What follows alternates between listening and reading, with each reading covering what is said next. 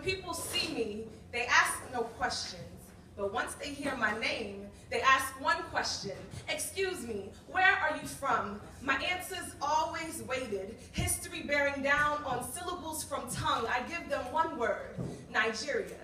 But my mama was Southern Jersey born, Camden baby. When doors stayed unlocked and streetlights beckoned bodies home by dinner time, black girl, fro and glasses, slim frame, grew up naive scholar, caught the attention of my daddy, Southern Nigeria born, Akwa Ibom baby. When Biafra had settled and sore feet walked him to school and back, African boy, fro and glasses, slim frame, grew up too fast, scholar.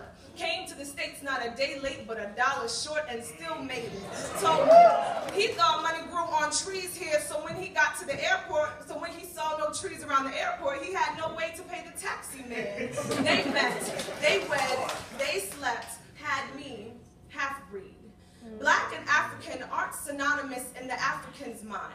Here, color clumps nations into race-negating culture. Here, culture is preserved by debating color, a melting pot whose heat scorches parts of the whole. Assimilation all around extolled by the majority. In grade school, steep was the learning curve on self-identification, bullying, unconsciously segregating who I considered myself to be. In part, they decided for me. The African girl whose name no one could pronounce with ease, teased to the point that every feature linked to my ancestry I wished to renounce. Somehow, the mirror failed to reflect beauty. In high school, eyes rolled at African jokes and stereotypes. I received mixed reviews on my mixed blood, but pride brewed for both peoples. In college, being African was the lesser of two evils as I stepped into a mecca of homegrown. African friends had a lot to say about Black Americans, Akata, wild cats living outside of their home. Forget the diaspora. Two parents made you authentic, not one. Full blood was thicker and sweeter. First generation mixed with movers and thinkers, better than just black.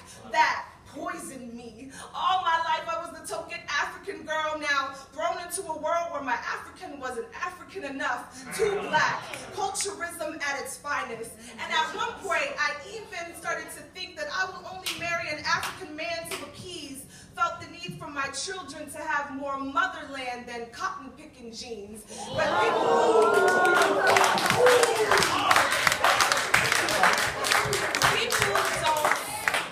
don't think of African Americans with one black and one African parent as half-breeds, but we stand conflicted between cultural pride and American roots, lens zoomed, seeing our people perishing on national and international news, trying to choose which to love and, if possible, how to love both equally. But at some point I forget. But at some point I quit picking sides and decided to become trying to pick sides, becoming more proud of my heritage. Go for it!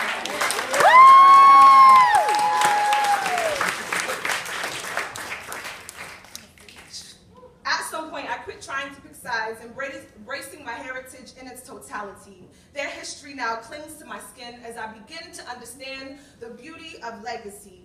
I am not a half-breed, but a hybrid, a fusion of all things God calls lovely, and I'm no longer ashamed.